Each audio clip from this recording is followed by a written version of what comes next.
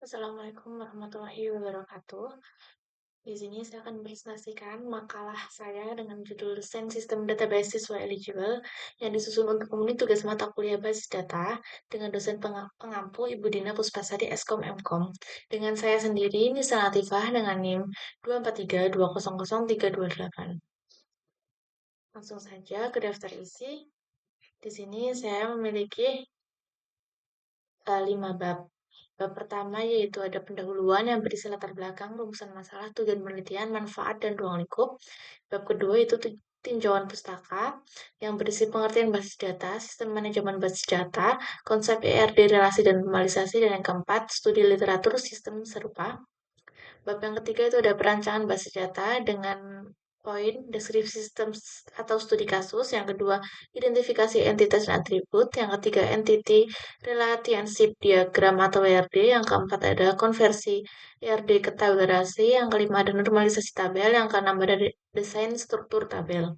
Bab yang keempat yaitu ada implementasi basis data dengan isi yang pertama ada spesifikasi sistem dan tools. Yang kedua ada pembuatan database dan tabel. Yang ketiga ada implementasi relasi. Yang keempat adalah contoh query SQL. Dan yang bab kelima, bab terakhir yaitu yang ada penutup dengan isi kesimpulan dan saran. Langsung saja ke bab pertama yaitu pendahuluan. Latar belakang. Dalam era digital saat ini, pengolahan data secara manual mulai ditinggalkan dan beralih ke sistem informasi berbasis komputer untuk menjamin efisiensi, akuransi, dan kemudahan dalam pengolahan data.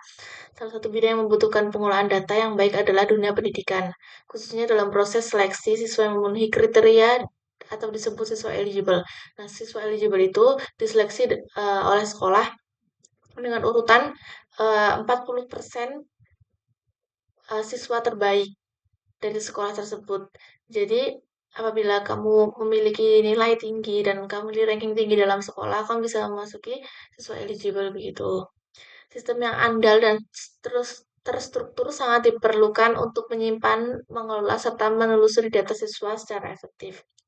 Nah, ada beberapa kriteria dalam pemilihan siswa eligible. Yang pertama itu adalah nilai akademik, yang kedua adalah status pendaftaran, yang ketiga ada kesesuaian dengan program studi tertentu. Pengolahan data yang melibatkan banyak entitas seperti siswa, nilai akademik, pendaftaran, dan kriteria kelolosan menjadi kompleks jika hanya menggunakan metode konvensional seperti pencatatan manual atau spreadsheet. Kesalahan input, duplikasi data, dan kesulitan dalam pencarian data menjadi tantangan yang umum terjadi. Untuk mengatasi permasalahan tersebut, dibutuhkan desain sistem database yang mampu merepresentasikan hubungan antara entitas dengan jelas dan terintegrasi. Dengan membangun sistem database yang baik, institusi pendidikan dapat dengan mudah memantau data siswa, mengevaluasi kelayakan berdasarkan kriteria yang telah ditentukan, serta menghasilkan laporan-laporan penting dengan cepat.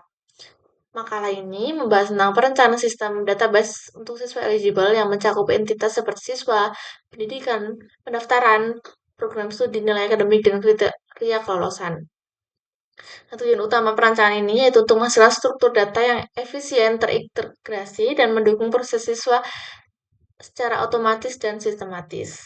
Nah, selanjutnya dari rumusan masalah yang pertama itu ada bagaimana merancang struktur database yang efektif untuk mengelola data siswa eligible dalam proses seleksi masuk perguruan tinggi.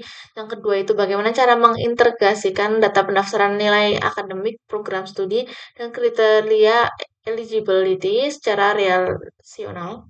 Yang ketiga itu bagaimana penerapan sistem database ini dapat membantu proses seleksi menjadi lebih efisien dan objektif.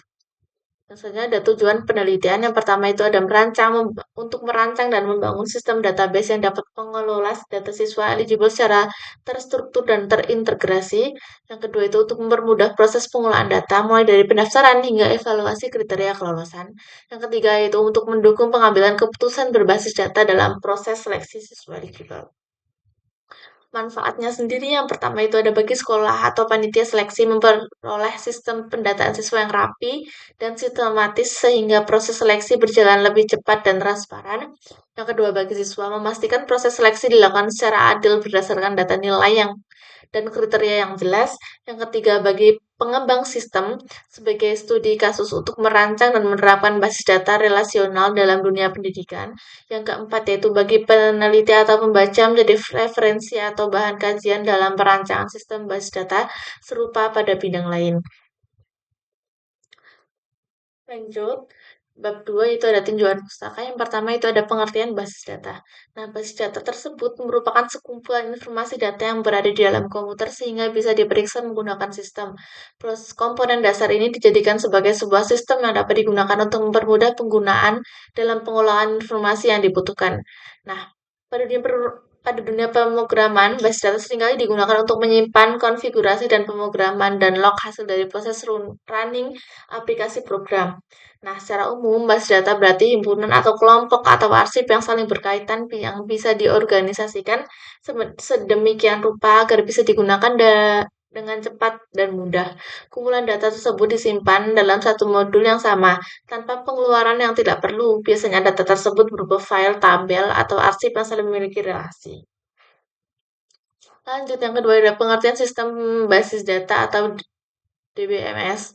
Nah, DBMS ini merupakan singkatan dari Database Management System, yaitu sistem perorganisasi dan sistem pengolahan database pada komputer. DBMS atau Database Management System ini merupakan perangkat lunak atau software yang digunakan untuk pembangun bisnis yang data yang berbasis komputerisasi. DBMS ini juga membantu dalam memelihara serta penggunaan data dalam jumlah yang besar. Dengan menggunakan DBMS bertujuan agar tidak dapat menimbulkan kekacauan yang dapat dipakai oleh user sesuai dengan kebutuhan. DBMS ini adalah perantara antara user dengan basis data. Untuk dapat berinteraksi dengan DBMS dapat memakai bahasa Inggris, bahasa basis data yang sudah ditentukan oleh perusahaan DBMS tersebut. Next itu adalah konsep ERD dan relasi dan normalisasi. Yang pertama itu ada ERD. ERD.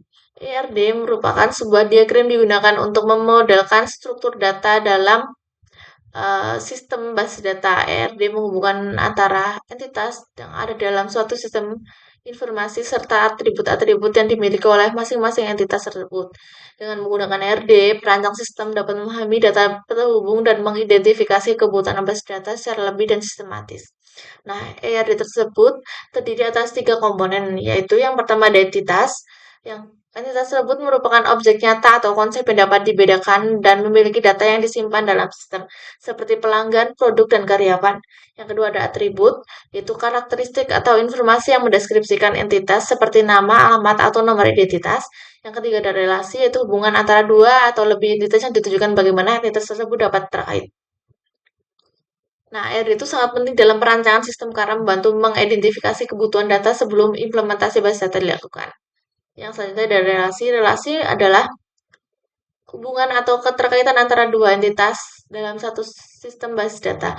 Relasi menunjukkan bagaimana data dalam satu entitas berhubung dengan data pada entitas lain. Relasi merupakan komponen penting dalam ERD karena menggambarkan interaksi antara entitas dan membentuk struktur logis dari sebuah informasi.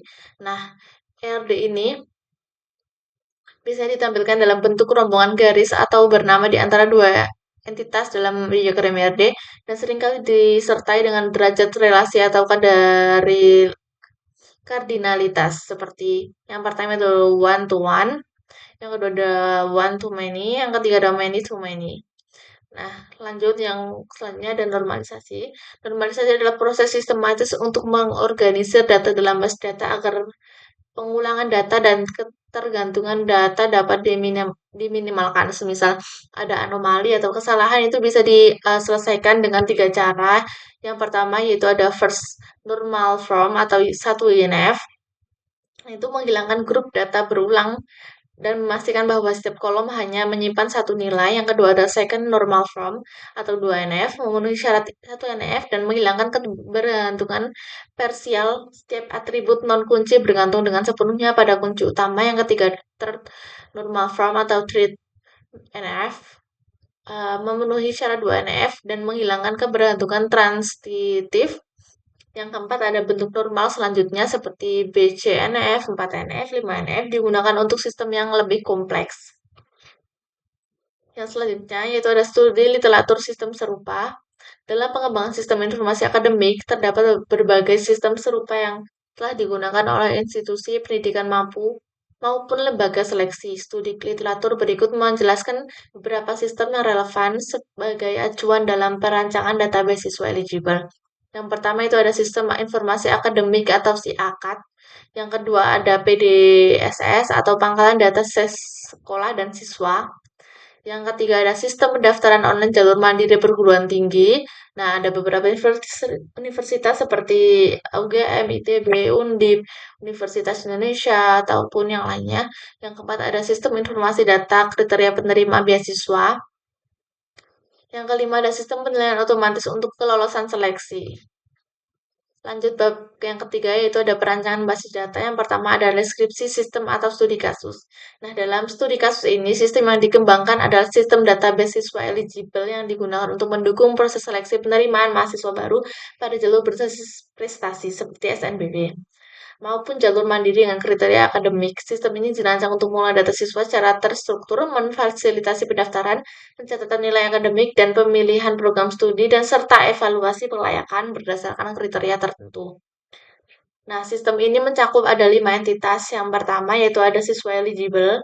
Nah, penyimpan data personal siswa yang mengikuti seleksi seperti nama, tanggal lahir, jenis kelamin, alamat kontak. Yang kedua yaitu ada pendaftaran, yaitu menyimpan data pendaftaran yang dilakukan oleh siswa termasuk informasi tanggal pendaftaran, status atau kriteria diproses atau ditolak dalam keterangan administrasi. Yang ketiga yaitu ada program studi, yaitu menyediakan daftar program studi dan fakultas yang dapat dipilih oleh siswa. Setiap program memiliki kuota dan akreditasi tertentu yang dapat digunakan dalam proses seleksi selanjutnya. Yang keempat ada nilai akademik, menyimpan nilai mata pelajaran siswa pada semester tertentu. Yang keempat ada kriteria eligible, nah berisi deskripsi atau ketentuan kelayakan seperti nilai rata-rata, nilai minimum, tidak ada nilai di bawah ambuk batas tertentu, dan status kelulusan, lolos atau tidaknya. Yang kedua yaitu ada identifikasi entitas dan atribut. Yang pertama yaitu ada siswa eligible dengan atribut ID siswa sebagai primary key. Yang kedua ada nama siswa. Yang ketiga ada tanggal lahir. Yang keempat ada jenis kelamin. Yang keempat adalah alamat dan kontak. Yang kedua itu ada pendaftaran dengan atribut ID pendaftaran sebagai primary key. Selanjutnya ada ID siswa, foreign key, tanggal pendaftaran, status pendaftaran, dan keterangan. Yang ketiga itu program studi dengan atribut ID program sebagai primary key, nama program, fakultas, deskripsi, akreditasi, dan kota. Yang keempat itu ada atribut dengan atribut ID siswa sebagai primary key, ID siswa sebagai foreign key, terus kemudian ada mata pelajaran, ada nilai semester dan tahun akademik. Yang kelima ada kriteria eligible dengan atribut ID kriteria sebagai primary key, deskripsi kriteria, dan nilai minimum, dokumentasi, tanggal penilaian, dan status kriteria. Selanjutnya ini ada ERD-nya. Ini ada siswa eligible, kemudian memilih pendaftaran, kemudian menuju ke kriteria eligible, kemudian ada nilai akademik, dan ada study program. Yang ketiga ada konversi dari ke tabel relasi. Nah, di sini terdapat tabel relasinya. ID siswa ke ID siswa, nama siswa ke ID siswa, tanggal lahir, kita masuk ke deskripsi, kemudian jenis kelamin ke deskripsi, ID pendaftaran fakultas, nilai akademik, ID kriteria, nilai deskripsi kriteria, nilai-nilai minimum, nilai status kriteria. Kemudian ada normalisasi tabel. Nah, ini terdapat satu tabel ini dan memiliki kesalahan. Yang pertama itu menyimpan nilai mata pelajaran dalam kolom yang terpisah. Ini matematika dan bahasa. Ini harusnya gabung dengan judul pelajaran, tidak terpisah seperti ini. Yang kedua yaitu ada informasi program dan fakultas disatukan dengan siswa atau redundansi jika banyak siswa yang memiliki program yang sama. Yang ketiga itu nilai minimum dan status kriteria bergantung pada nilai, bukan langsung pada ID siswa. Terus kemudian kebergantungan transitif atau melanggar 3NF. Yang pertama itu ada perbaikan normalisasi, yang pertama ada 1 INF. Nah, ini kan tadi harusnya kan, di sini kan ada nilai matematika, terus kemudian nilai bahasa. Nah, harusnya digabung seperti ini. Nah, yang kedua itu 2 INF atau hilangkan ketergantungan sebagai kunci, kemudian menjadi ID program, nama program, fakultas, dan kuota. Yang ketiga itu hilangkan kebergantungan transitif. Nah, ini kemudian terdapat ID kriteria, ID siswa, nilai minimum, dan status kriteria. Rangkuman kesalahannya yang pertama itu menyimpan nilai mapel dalam kolom terpisah. Penjelasannya melanggar 1 NF karena data tidak autonomik dengan solusi pecah ke baris dalam tabel nilai akademik. Yang kedua, ada penyimpanan program studi dengan penjelasan redundansi dan tidak fleksibel dengan solusi pisahkan ke tabel program studi. Yang ketiga itu simpan status kelayakan langsung dengan penjelasan status bergantung pada nilai dengan solusi pisahkan ke tabel kriteria eligible. Lanjut, ini terdapat desain struktur tabel dengan yang pertama ada tabel siswa dengan nama kolom ID siswa, tipe datanya varchar dengan kunci primary key dengan keterangan ID unik untuk siswa, dan kedua ada nilai siswa dengan tipe data varchar dengan keterangan nama lengkap siswa, yang ketiga ada tanggal lahir, tipe datanya data dengan keterangan jenis tanggal lahir siswa, yang keempat ada jenis kelamin dengan tipe data varchar dengan keterangan jenis kelamin, dengan kelima terdapat alamat dengan tipe data teks dengan keterangan alamat lengkap, yang keenam ada kontak dengan tipe data varchar dengan keterangan nomor telepon. Sama juga dengan yang lain. Yang kedua itu ada program studi dengan ID program varchar dengan kunci primary key, keterangan ID unik untuk program studi. Yang kedua ada nama program dengan tipe data varchar dengan keterangan nama jadwal seleksi misalnya SNBP.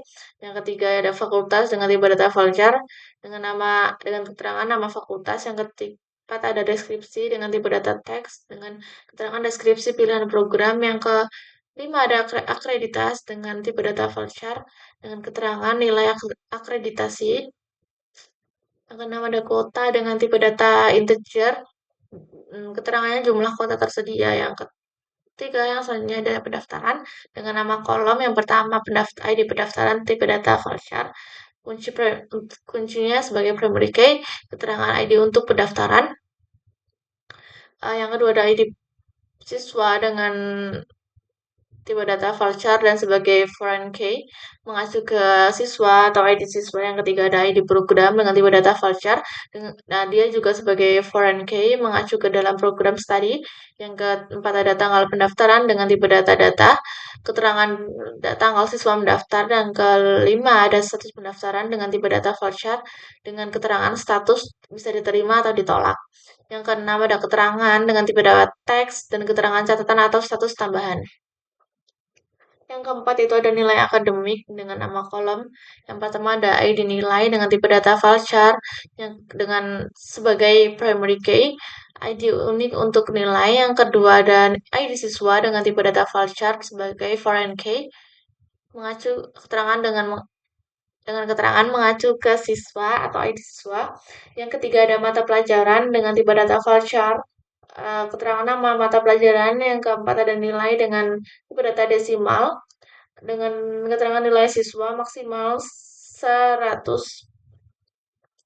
Dengan yang selanjutnya ada semester dengan tipe data integer, keterangannya sistem semester nilai diambil. Yang terakhir ada tahun akademik dengan tipe year dengan keterangan tahun akademik nilai diambil. Yang selanjutnya ada kriteria eligible. Yang pertama dengan ID kriteria tipe datanya varchar sebagai primary key dan ID unik kriteria eligible. Yang kedua ada ID siswa dengan tipe data varchar dengan kunci foreign key dan keterangannya mengacu ke dalam sistem. Yang selanjutnya ada deskripsi kriteria dengan tipe data teks. Keterangannya penjelasan kriteria. Yang selanjutnya ada nilai minimum dengan tipe data desimal. Keterangannya yaitu nilai minimum syarat kelulusan.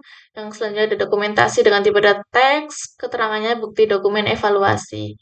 Yang selanjutnya ada tanggal penilaian dengan tipe data dengan keterangan tanggal penilaian. Yang selanjutnya ada status kriteria dengan tipe data chart dengan keterangan status hasil evaluasi dengan lolos atau tidaknya. Selanjutnya yaitu ada implementasi basis data, spesifikasi tools berkaitan dengan sistem tempat membangun menjalankan database. Sistem ini dapat dibangun menggunakan beberapa perangkat lunak dan spesifikasi sistem sebagai berikut. Yang pertama ada sistem operasi dengan Windows 10, DBMS, MySQL 8.4.3, tool pendukung Laragon, editor terminal Hasan Laragon PHP MyID, AD, bahasa SQL dengan DDL, kemudian jenis database-nya relational database. Nah, di sini ada pembuatan database dengan tabel. Yang pertama adalah create database seperti ini. Kemudian ada create tabel siswa eligible seperti ini. Selanjutnya ada create tabel pendaftaran seperti ini. Yang selanjutnya ada create tabel program study seperti ini. Yang selanjutnya ada create tabel nilai akademik seperti ini. Dan selanjutnya ada create tabel kriteria eligible seperti ini. Yang kedua yaitu ada implementasi relasi. Relasi antara siswa eligible dan pendaftaran dengan deskripsi setiap pendaftaran dilakukan oleh satu siswa dengan implementasi ID siswa pada tabel pendaftaran sebagai foreign key yang merujuk ke ID siswa dan tabel siswa eligible. Yang kedua adalah antara pendaftaran dan program studi. Deskripsi setiap pendaftaran mengacu pada satu program studi yang dipilih dengan implementasi ID program pada tabel pendaftaran sebagai foreign key ke ID program ke tabel program studi. Yang selanjutnya adalah relasi antar siswa eligible dan nilai akademik. Dengan deskripsi satu siswa dapat memiliki banyak catatan nilai akademik. Implementasi ID siswa pada tabel nilai akademik sebagai foreign key ke ID siswa di tabel eligible. Yang keempat adalah relasi antara siswa eligible dan kriteria eligible. Dengan deskripsi, setiap siswa dinilai terdapat kriteria kelulusan yang ada dengan implementasi ID siswa pada kriteria eligible sebagai foreign key ke ID siswa di dalam tabel siswa eligible.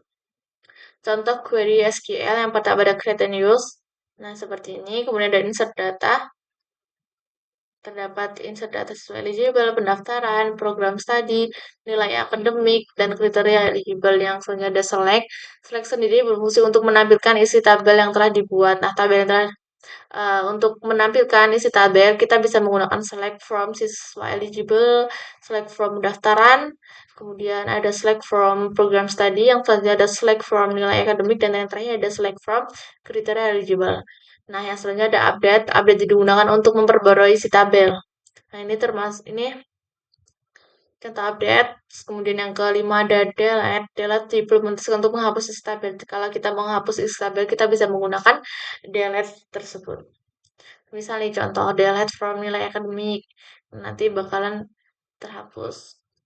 Misalnya ada join dalam SQL digunakan untuk menggabungkan data dari dua atau lebih tabel berdasarkan kondisi tertentu, misalnya melalui kolom yang saling berrelasi seperti foreign key. Nah, ini contohnya. Bab yang terakhir yaitu ada kesimpulan dan saran. Yang pertama ada kesimpulan berdasarkan hasil perancangan atau implementasi sistem basis data untuk siswa eligible dapat disimpulkan bahwa yang pertama perencanaan ERD terdiri dari 5 entitas utama siswa pendaftaran, program, studi, nilai akademik, dan kriteria eligible.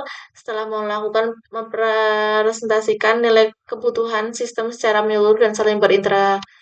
Yang kedua, ada normalisasi hingga bentuk 3NF berhasil menghilangkan redundansi data dan menjaga integritas antara tabel. Dengan demikian, sistem database menjadi lebih efisien dan konsisten. Yang ketiga itu relasi antara tabel telah diimplementasi dengan jelas menggunakan primary key dan foreign key yang saling terhubung secara logis, mendukung operasi CRUD tanpa konflik data. Yang keempat itu implementasi SQL dalam bentuk DDL dan DML menunjukkan bahwa sistem ini dapat digunakan untuk mengelola pendaftaran siswa eligible secara digital dan terstruktur. Yang kelima itu ada tools seperti Draw.io, MySQL, Beaver telah digunakan secara efektif untuk mendukung proses perancangan dan pengujian basis data. Yang selanjutnya ada saran. Yang pertama itu ada pengembangan antarmuka pengguna user interface berdasar basis dan desktop untuk mempermudah pengolahan data oleh operator sekolah atau panitia seleksi. Yang kedua ada penambahan fitur autentifikasi dan otoritas untuk membatasi akses hanya kepada pihak yang berwenang seperti administrator, guru, dan siswa. Yang ketiga ada integrasi dengan sistem nilai dan data akademik sekolah agar nilai akademik bisa otomatis ditarik dari sistem yang sudah ada dan tanpa manual. Yang keempat itu menerapkan backup dan restore pada sistem database untuk menjaga keamanan data dari resiko kehilangan atau kerusakan. Yang kelima ada validasi data dan logika bisnis perlu ditambahkan di tingkat aplikasi agar tidak jadi kesalahan input. Sekian presentasi dari saya. Maaf apabila terdapat kesalahan. Wassalamualaikum warahmatullahi wabarakatuh.